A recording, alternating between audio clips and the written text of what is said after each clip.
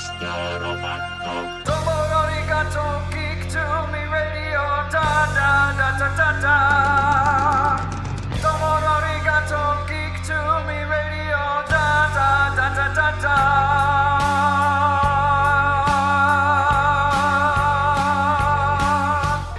Welcome, geeks and nerds, girls and boys, to another all-new edition of Geek to Me Radio. Today we're joined by David Baxter of Legion M, talking about their big Stan Lee celebration coming up in LA at the end of this month.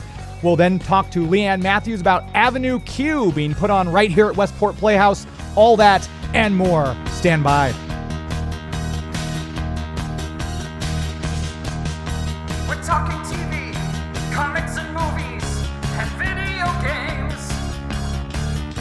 And if you don't know Star Trek from Star Wars, we'll try to explain. There are 12 doctors for Hogwarts houses, one ring rules them all. To be the greatest Pokemon master, you must catch them all. You must catch them all. Try to catch them all. Gotta catch them all. Gotta catch them all. And if you're driving around the St. Louis area right now, hearing this on 105.3 FM and 1380 AM, thank you very much for finding us and listening. If you're hearing this out there in the world, we know a lot of people stream us online. Thank you for finding us on the interwebs. And of course, if you're hearing this after the fact in the podcast form on Google Play, iTunes, SoundCloud, Podomatic, thank you very much for finding and subscribing and listening there each week. We are going to jump right into it. My first guest is David Baxter from Legion M. Legion M, we've had them on the show many times. I was just telling David off air that my first guests, when I first started the show 2 years ago, a little over 2 years ago, were Jeff and Paul, the founders of Legion M. And now we've got David talking about their big Stan Lee event. David, thanks very much for being on air today. Oh, it's my pleasure. And I got to tell you, I love your intro jingle. That just brings back so many memories. It's crazy. Thank you. Being an old nerd myself. Exactly. Yeah, I wrote that, and my friend Andy did the singing for me, and then we put it to music. So thank you for that. Well, you're very, very welcome, and thanks for letting me come on the show to talk about our Stan Lee event. Absolutely. So I flew out to the event when he had his hands and feet imprinted in front of the TCL Chinese Theater about a year and a half ago now, I guess. It feels like it was sooner than that. Since then, the year went by fast. It was July of 2017, right before San Diego Comic-Con. That's we were right. very, very lucky to be able to put that together. And that was actually the very first fan paid-for imprint ceremony in history. Oh, wow. Only studios had done it up until that point. But Stan Lee, here's a guy who, his co-creations, were turned into movies and have generated more than $10 billion. It's like, if anybody deserves a place on, at the Chinese theater, don't you think it'd be Stan? Exactly. I know that you call them deadheads, the people who used to travel around following the Grateful Dead. I must have been a Stan head because I followed him around to a couple of Comic Cons. I went to his big birthday celebration in Dallas, Texas for New Year's Eve. I was at that convention, and I was fortunate enough to be able to ask him a question at a press event. And I said, how does it feel being the highest paid movie producer in history right now? And he kind of went on about how he wanted to do it way back in the day, and all of his editors and everything, no, what if they don't make money? Well, people will stop reading the comic books. And little did they know, look at what we're living through now, this huge boom of comic book movies. No, it's truly a renaissance. And I met Stan when I first moved out to Los Angeles in the early 90s. I'm a Midwesterner myself from Detroit, and okay. I found myself at a party. I was invited to a party. I didn't know what the party would be, and it turned out to be Danny DeVito's 4th of July party.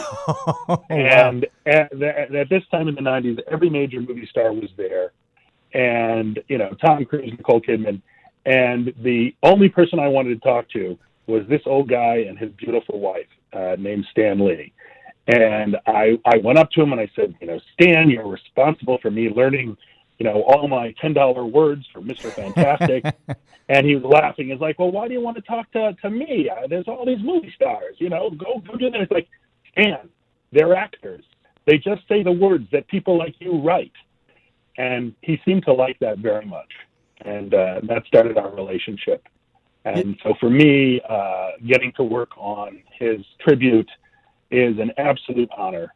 I feel that, Stan Lee played a cameo not only in the movies, but in the lives of millions and millions of people through his writing, through his, the humor and entertainment of his cameos. He really was an extraordinary man.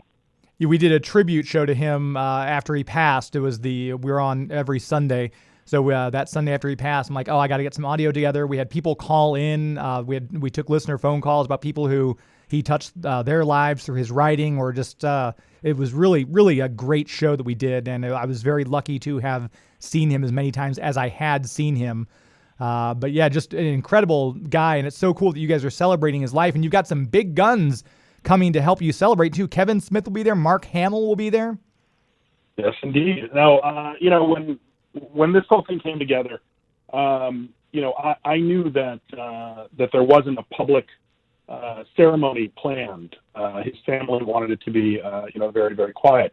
But I also knew that the world was mourning this guy, and there needed to be some sense of closure. And I went to Kevin Smith's podcast 2 days after Stan died, and I spoke to him, and, would you be willing, to host something if I could pull it together? Because we obviously, Legion M had the relationship with the Chinese because of the handprint ceremony. And he didn't hesitate. He's like, yes, you help me pull this together. I will be there. I will do this. So Kevin has been fantastic. There have been a number of people who came forward to try to help pull this together, including producer Michael Uslan. Oh, yeah. Who's the executive producer of every Batman movie and cartoon ever made. And producer Tom DeSanto, who really started Stan's cameos, in earnest. He really turned it into a regular thing. Right. And, Michael reached out to Mark Hamill, and Mark's known Stan for years and years, and, is as much a fan as all of us. And, it's been great. So there'll be Mark Hamill will be there. Where Paul Bettany wants to attend. We'll find out. Great. The Vision. Yeah. Lawrence Fishburne, who always might end up as Goliath. We never know. That would be, oh my gosh. Franchise. Amazing. I still wanted to play Galactus at some point. And Clark Gregg from Agents of S.H.I.E.L.D., who really represents the fans in the Marvel Universe in the sense that he is a fan in the movies. Yeah. We have, ultimate nerd culture expert Felicia Day coming to speak. We have the entire creative team of Into the Spider-Verse. Wow. Which, they approached us. And I have to say, if your listeners haven't seen Into the Spider-Verse, even if you hate Spider-Man, go see this movie. It is not only what I think is the best animated film of the year, I think it may be one of the best films of the year, period. Let me just say, sir, none of my listeners would have the audacity to hate Spider-Man. I'll just put it out there. Well, any new listeners who might have stumbled on you by accident. But yes, there's a wonderful tribute to Stan and Steve Ditko in the movie, and so we feel that Spider-Man is so connected to Stan that we were thrilled to be able to have them come. And that includes Avi Arad, the producer of every Spider-Man movie, and Amy Pascal. So that's super exciting for us. And then on the comics front, we have Joe Quesada going to be coming. Marv Wolfman, creator of Blade. Yes. And there's a rumor that Wesley Snipes may be there as well. Ooh. Blade himself. Bill Sienkiewicz. Fantastic and of course, artist, yes. Rob Liefeld, co-creator of Deadpool, as well, of course, as did Tom DeSanto and Michael Uslan. I mean, all of these people, had a relationship with Stan. And so what we're going to be doing is kind of a roundtable, like dinner for five, where Kevin is going to have these people in groups of five seated on couches, and we're going to be talking about different aspects of Stan's life, as a writer, his private life, Spider-Man, the impact of Spider-Man, and then him, as a cultural icon. So we're really going to try to explore all of that. There's going to be kind of more of a memorial moment. Outside, it's at the forecourt. It's going to start around 4:00. Then there'll be a red carpet around 6, and then everybody's going to go into the theater at 7:30. And there's going to be a reception for his family and friends, but at the same time, there's going to be a fan reception at Dave and Buster's, and Kevin's going to come by, and we'll see how many celebs and artists and comic people we can come by, so everyone can raise a toast to Stan. I think we also have planned a whole honor guard of superhero cosplayers. Very nice. Yeah. Some of them the best in the world. One of them, in fact, is the body double for Brie Larson in Captain Marvel. So very cool. Basically is Captain Marvel. So there's a lot of fun stuff. And in fact, there are still some tickets available. What we're doing is any profits that we make once we've covered the event are going to one of Stan's favorite charities, Hero Initiative. Yes. Which helps writers and artists in need. And it's a wonderful organization. And if you go to our website, Legion M, it's www.legionm.com/Stan Tribute. I think you can still get a few seats. It's going to be amazing. We've got, you're going to be in the same theater with all these celebs, and there's going to be, I think, so much excitement. We're really going to try to make it a very, very uplifting, exciting, warm, fun evening. And I hope some of your listeners can join us there. I think it sounds like it'll be fantastic. We've got to take a quick break. Are you okay to hold with us for a moment, David? Yeah, sure. Okay, we're going to take our first commercial break. We'll come right back talking more with David Baxter from Legion M, all about the upcoming Stan Lee tribute in L.A. Stand by.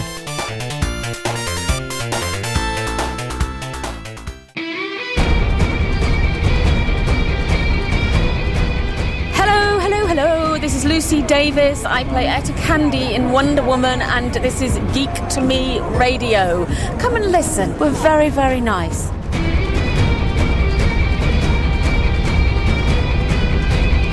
We are back talking with Dave Baxter all about the upcoming Stan Lee tribute Legion M is putting on in L.A.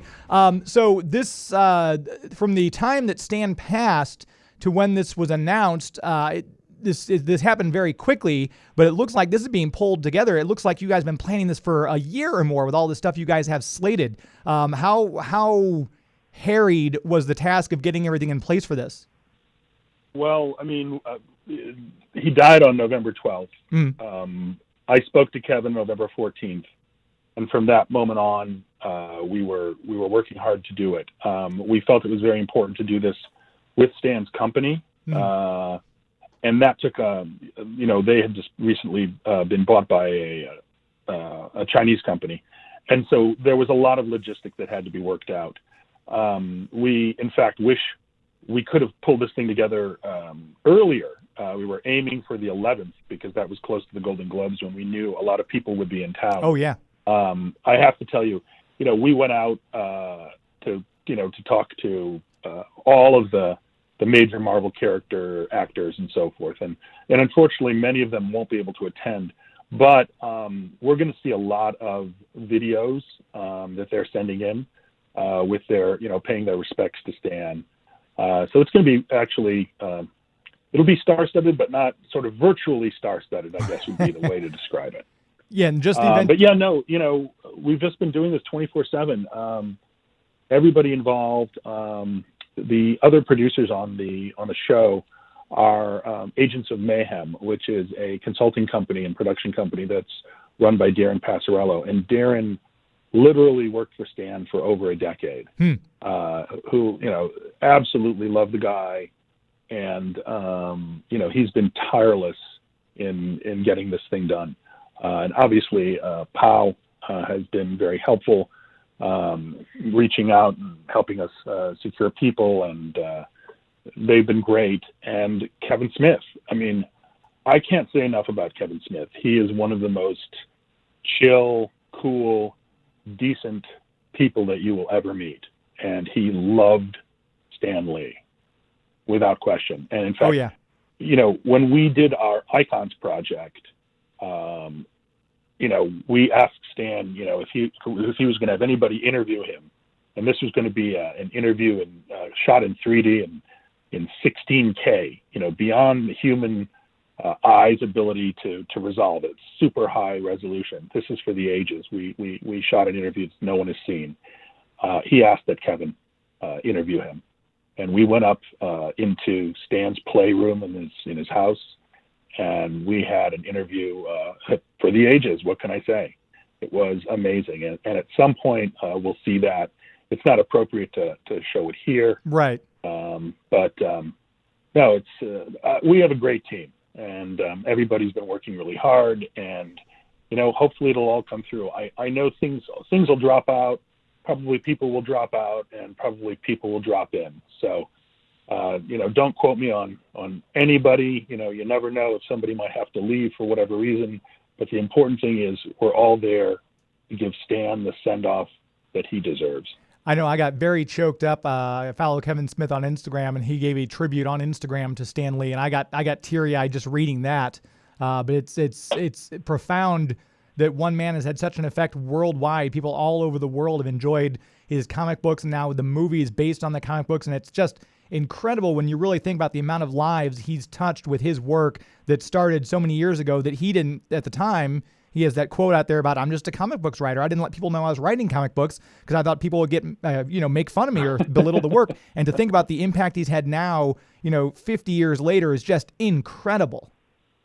Well, I think, there was something about the combination of Stan and Jack Kirby and Steve Ditko in the early 60s. I mean, the entire bullpen, was critical. But if you want to talk about, the foundations of the Marvel Universe, those three men did it.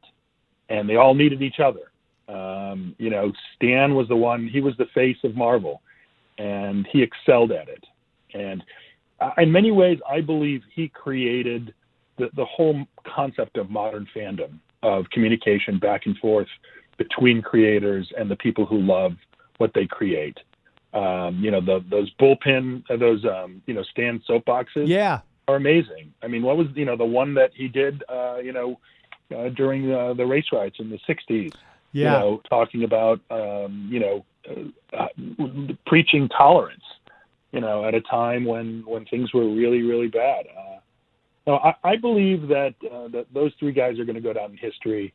And I think Stan in some ways is like the Walt Disney. Absolutely.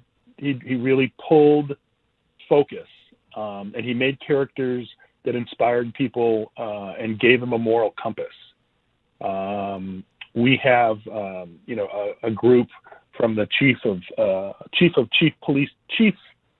all the chiefs of police, who's going to be coming to give an award, because so many police officers, who are, let's face it, they're our real superheroes. Yeah.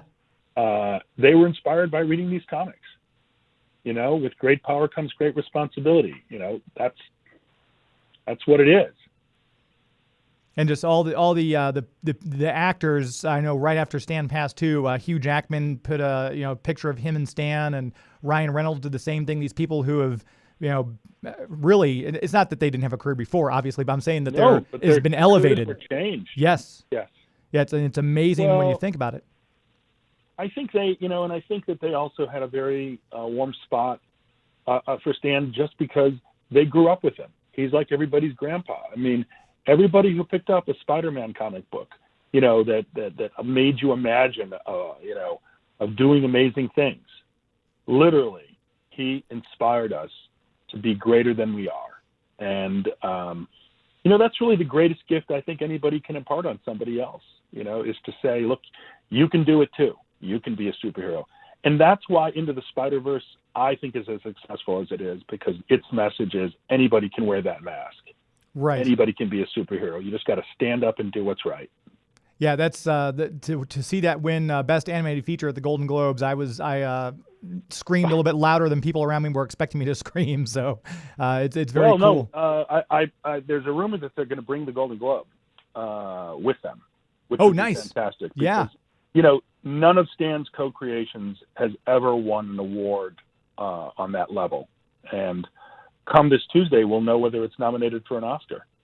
That'd be amazing. Yeah, I know seeing some of the nominations from Black Panther was exciting. Just the fact that, okay, we're kind of like, all of us nerds are like, finally, where people are taking our genre seriously. That's great. Well, everything comes in time, and the nerd shall inherit the earth. And it seems like that's happening. Look, as long as there's great stories being told, I mean, the Marvel Universe on television was amazing. You have to hand it to all the people who are trying to keep the legacy of Marvel and Stan and Jack and Steve alive. And, that's what this event is. It's called Excelsior, a celebration of the amazing, fantastic, incredible, and uncanny life of Stan Lee. And those are all nods to the different titles of his comic books. Right. And, we just want this to be a place where where people who love Stan can come together, can talk about him, and can say, he changed me, he did this. And then hopefully pay it forward, in all our lives. We should all be doing this. We should all be doing what Stan did for us. And the website, once again, if you want to check out the event details, it's legionm.com. You go there and there's a little link for the Kevin Smith and Friends Present Excelsior, a celebration of the amazing, fantastic, incredible, and uncanny life of Stan Lee. And if you haven't invested in Legion M, do that, because I think the other round is coming up pretty soon here. I know that you just closed out that third round. I think the fourth round is just opening, or if I got that? We're sort of in the middle of it. It's going to be closing out in a short time. If you go to the website, you can check it out. And please, by all means, there's going to be lots of special things that only investors can access. But we welcome everybody. The important thing with Legion M, and I don't know if you talked about this on your old show, but the reason it's called Legion M is the M is with a bar over it, and it stands for 1 million. Right. And our goal is to get to 1 million investors. The average investment's about $500. So that would be $500 million to make movies that fans want to see. But more important, it would be a community of 1 million people to get behind it. When movies come out, the success on the first weekend sets the trajectory for its success throughout its run. Mm-hmm. And by having literally an army of people who have a financial and emotional, connection to these products, it's unbelievable. We could change Hollywood. We could change the way that people see movies. And if you go to our site, you'll see there's a new product that we have called the Scout Program, and it really allows us to get feedback, from our investors on exactly the kind of movies they want to see.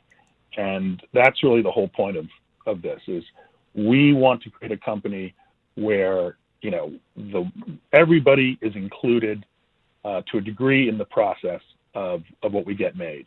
Obviously, great art is not created by committee, but you can smartly use the hive brain of the people that are backing you to help guide us in figuring out what the best stuff out there is. And I'm vice president of development, so it's my job actually to help pick this stuff, and I need everybody's help. So it's been please come to our website and check it out. We're doing some fun stuff. It's been a great year for Legion M. I hosted the gathering party here for Bad Samaritan back in March, and then Mandy did really well. Mandy was fantastic. Did a lot of critical response. Oh my gosh, yeah! It was the best reviewed film coming out of Sundance. It was Esquire's #1 movie of the year. I think it was one of Nicolas Cage's, best performances probably in 10 or 15 years. It's become a cult hit in such a short time. It was only in movie theaters for, less than a week. And it went straight to video. And the thing that's so weird is people demanded to see it in theaters. So that actually opened up in theaters after it was already out on iTunes. Yeah. And people have really gotten into some of the characters in it, and we started selling merchandise. So, it's been such an amazing ride. I really recommend, especially if you're into heavy metal and you like revenge fantasies, Panos Cosmatos' film Mandy is extraordinary. It's definitely not for everybody, but the people who like it seem to love it. And I keep running into fans of it, whenever I'm out and about. It's so fun. I still have to get my Cheddar Goblin T-shirt. I still have to pick that up off the website. Well, if you're in Hollywood and you go to the Scum and Villainy Cantina, you will note on the wall there is a Cheddar Goblin. Very nice. As well as Red Miller, Nick Cage's character's his battle axe, which is called the Beast. It's up on the wall. So get over there and get some pictures with the Cheddar Goblin. Perfect. David Baxter from Legion M, thanks so much for sharing part of your Sunday with us. Very much looking forward to the Stan Lee event on the 30th. Can't wait to see you, and hope some of your listeners will join us. It'd be great to see you all. Thank you. Thank you. Have a great day. There he goes, David Baxter from Legion M. We're going to take our next commercial break. We'll come right back talking with Leanne Matthews all about Avenue Q coming to Westport Plaza. Stand by.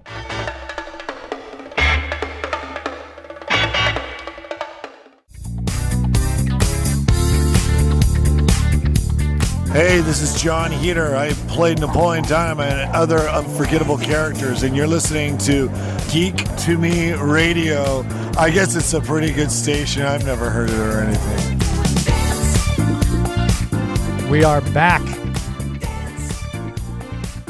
This segment brought to you by Historic St. Charles. You can go to discover stcharles.com to check out the website for all the fun things there are to see and do right there. We're so lucky here in St. Louis to have this beautiful gem of a place right in our backyard. Just pop over that Blanchette Bridge into 70, or if you're coming from out in the Wentzville area, it's just a straight shot down 70. Historic Main Street, there are unique shopping and dining experiences, all sorts of fun things to see and do. They just wrapped up their big Christmas Traditions Festival, which brings in people literally from all over the world. I was talking to somebody out there who had literally come from France just to be at this event. It was fantastic. There's international Santa Clauses. There's all sorts of groups of people in Victorian period costumes singing period carols.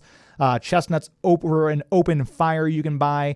And that's just at Christmas time. There's something to do all the time down there. If you're a history buff, Historic St. Charles is a cool place to go. If you're looking for something unique, some kind of gift that you can't get anywhere else, the shops along Historic Main Street have something that you'll no doubt be able to find only there. And food. If you're a foodie, you could literally have breakfast, lunch, and dinner walking up and down Main Street and find a different place that you'll love. If you're from out of town, if you're listening to this right now and you're streaming us on the web, or you're hearing this in the podcast and you say, well, I don't live in St. Louis area or St. Charles area, that's fine. Come and visit. There's plenty of charming bed and breakfasts in which you can stay. There are hotels with world-class accommodations right there in St. Charles as well. Always a good time to be had. Check out that website for more information, discoverstcharles.com. My next guest, we have Leanne Matthews on the phone. She is directing Avenue Q, coming to Westport Playhouse through March 3rd. Tickets are available right now at MetroTix. You can get your tickets there or by calling 314-534-1111. Leanne Matthews, thanks very much for being on air with us today. Hi, thanks for having me. Absolutely. So as a director, I can only imagine there are few projects that would be as fun to direct as Avenue Q. It is a blast. I tell you, I'm having such a great time. We are in the midst of our kind of tech rehearsals right now. We open on Friday, so we're right at that place where, it should be a little scary, but it's not. It's actually going really well, and they're doing a great job, and I think it's going to be a terrific show. And it's my understanding you guys are already sold out for opening night, so congratulations. That's amazing. Yeah, thanks. Yeah, it's a pretty popular ticket, so... I can only imagine. Yeah, I think we're not seeing it until the following week, but I'm very excited because unfortunately I've never had a chance to see it before. I obviously know of it. If you're not, first of all, let me just say it's a Tony Award-winning musical, 3-time Tony Award-winning hit, Avenue Q. It's got puppets, and if you're a parent who doesn't know anything about it, this isn't one you want to take your kids to see, this kind of puppet show. No, definitely not for kids. It's a little on That's the kind of one of the fun things about it is that it is this puppet musical, and definitely has quite a tribute to Sesame Street, but for adults. Right. That's the hook. Yeah. It's like a boozy milkshake. The milkshake tastes great, but you don't want to give it to your kid. That's just one of those things. It's better enjoyed by adults. Yes, absolutely. So it seems like there's a lot of puppet stuff going on. We had back in the 90s, we had Team America World Police. We just recently had that movie that was out with Melissa McCarthy behind it. But puppets doing adult things seems to be coming more and more to the forefront. Avenue Q was kind of pioneering that ground. It's tell us a little bit about, for those of you who aren't familiar, first of all, let's talk a little bit about if you could describe the show from your point of view. Sure. So, yeah, like I said, it's a musical comedy, adult musical comedy with puppets. It's about a kid who has just recently graduated from college. He's got his BA in English, and he's kind of, entering into the big bad world and trying to sort of find his way. And along the way, he finds these other characters that for a myriad of different reasons are also still kind of struggling and trying to find their ways. And that's, a pretty basic premise and storyline, but, it has a very kind of South Park type of sense of humor to it. So it brings up a lot of topics that aren't normally kind of like outwardly talked about, and in this case, puppets are singing about them, and rather irreverently at times. And I think irreverency in theater, I think that's the purpose of theater. It's to push that envelope and to kind of be a little uncomfortable. We've seen stuff like that from Fun Home, which was a fantastic show that just came through at the Fox. But I think that's kind of the point of live theater, is to kind of push people and make people a little uncomfortable and kind of force people to look at stuff. Definitely. I couldn't agree with you more. Now, I think in this case, it really is, I don't think anyone's going to leave and have deep conversations about, social issues, but it's a great way to bring the issues out into the open in an entertaining and very hilarious way. So as a director, what did you find? Because obviously you're working with people who are working with the puppets, but it's got to be, I would expect it presents a certain amount of new challenges for a director to have a show like this to work with. Definitely, yes. I mean, this is the first time that I've worked with puppets before, and it's a first for several of the cast members as well. And we were very lucky to be connected to a few people who were part of the original production on Broadway, and we've got some puppet tutorial advice from them, which has been incredibly helpful because they were all just masterful puppeteers. So that's been, I wouldn't even say it's been a challenge as much as it's just been a new kind of adventure and a new kind of skill set to learn how to work within. But the actors have done a really marvelous job of raising their puppetry skills and really connecting to them in ways that are fun. But as an audience, I think you'll find that you do kind of split your time watching the puppet and the actor, because of course the actors are very entertaining as well. And so it's, it's a really unique experience. And just from a director's standpoint, it's got to be, was this on your bucket list to do Avenue Q? Is there like, I'm trying to think how to phrase the question. As a director, is this one of the ones you've always wanted to work on, or is it? It's kind of a dream come true. Yeah, it is. It's definitely, it's because I think for so many reasons, because of its uniqueness, because of its popularity, because of the sheer kind of joy that we experience while we work on it, because it is so funny and it is very uplifting ultimately, and then the challenges that go along with it are also kind of exciting and fresh and different. So definitely it kind of checked that one off the list for me as far as like, wow, that was fun. And I think as a director, the cast has made it a lot more fun. Yeah. I mean, this is one of those ones that I don't think there's a better way to describe this kind of a show than just fun. I mean, it's not, like you said, no one's really gonna... is. Yeah. And as a director, because this is obviously an established show, it's like we talked about, 3-time Tony Award winning.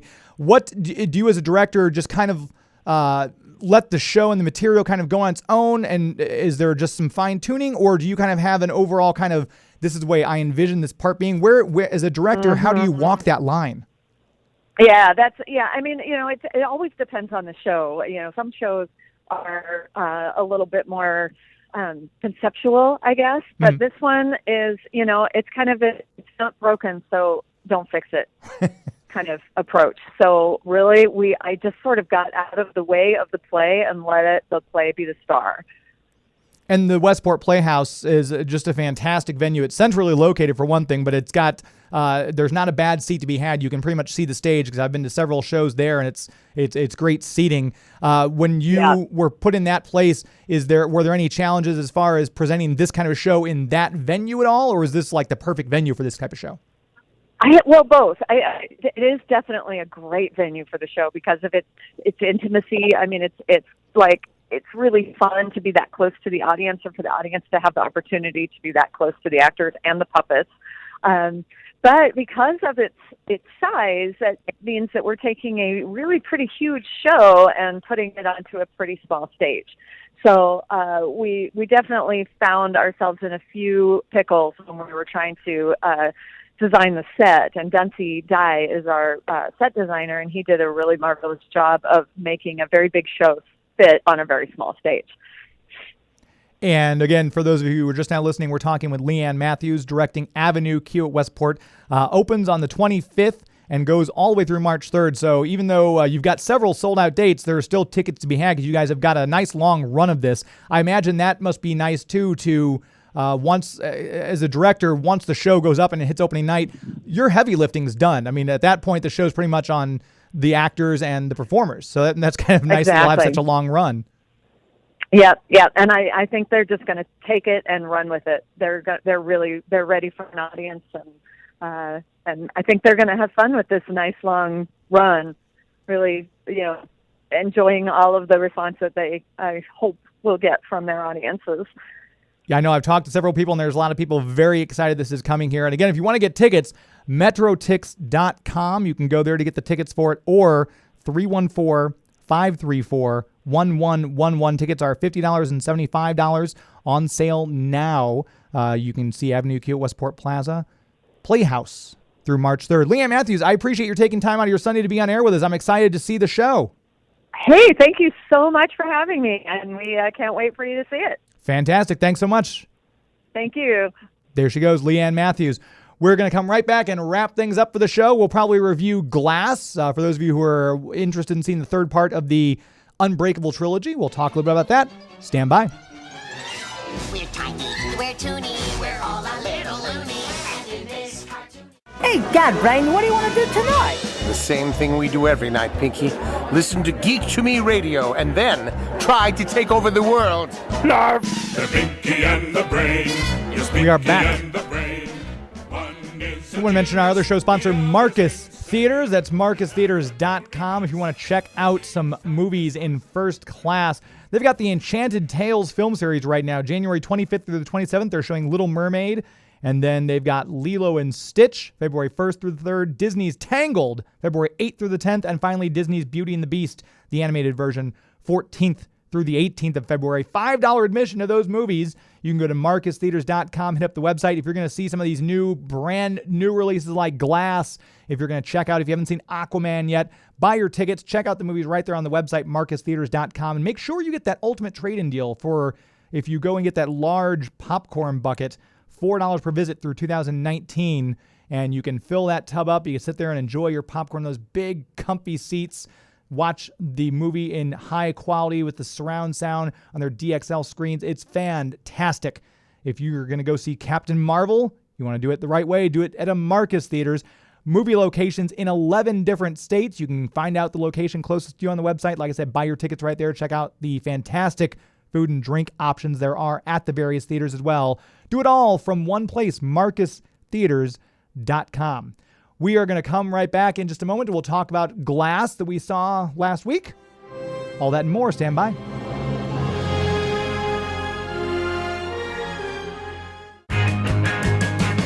Hi, this is Meatloaf, and you're listening to Geek to Me Radio. We are back. Wrapping it up here on Geek to Me Radio. We saw Glass earlier this week. If you're a M. Night Shyamalan fan and you saw Unbreakable, which 19 years later they put into an unsuspecting trilogy with Split, which James McAvoy was fantastic in that movie. And then Glass just came out. It should be coming out, I should say, this weekend. I was disappointed. Maybe my expectations were too high. But overall, it just didn't feel like what I was hoping for, wanting for in the wrap up to this trilogy. I don't think the twist at the end was that twisty. It was more of a Village twist than a Sixth Sense twist for me. It was not bad, but I think it was a very middling 5 out of 10 for me. I wasn't terribly impressed. I know Max, my producer Max on Movies, said he liked it, was a fan, and he liked it better than Split, which Max and I differing on movies. That's hard to imagine. we don't do that at all. But if you're going to see it, I recommend, I would think, Max, wouldn't you agree, you'd need to see at least Unbreakable, otherwise Yeah, you do won't yourself really care. a favor. Yeah, Watch those movies. Yeah. And we always recommend watching movies. And, of course, if you're going to see Glass again, we want to see it in a Marcus Theater. I want to thank my guests today. We had David Baxter on from Legion M, talking about the upcoming Stanley tribute. And, of course, we had Leanne Matthews talking about Avenue Q. Those tickets are still available for both events, actually. If you want to go to legionm.com, if you want to try to get a ticket to go see the Stan Lee thing, hopefully you'll be able to make it out there. And the Westport Playhouse hosting Avenue Q through March 3rd. You can get your tickets at metrotix.com. Next week, we've got a fun show. We're going to talk to the manager who runs the Last Blockbuster in Bend, Oregon. We'll also be talking with Via VHS podcast about retro watching. They collect VHS tapes, all about how the rental experience has changed. We don't do it anymore. It's all Netflix now. We'll talk to them. All that and more. So make sure you tune in next week. Follow me on Twitter and Instagram at Geek to Me Radio. It's not in the way you watch iZombie. It's not in the way you watch The Flash. It's not in the way you love Scotty Young Art. It's not in the way you play Mario Kart. It's not in the way you look when you make Game of Thrones references. That's our show. This is Geek to Me Radio. That's our show. This is Geek to Me Radio. Thank you, Hollywood. Good night.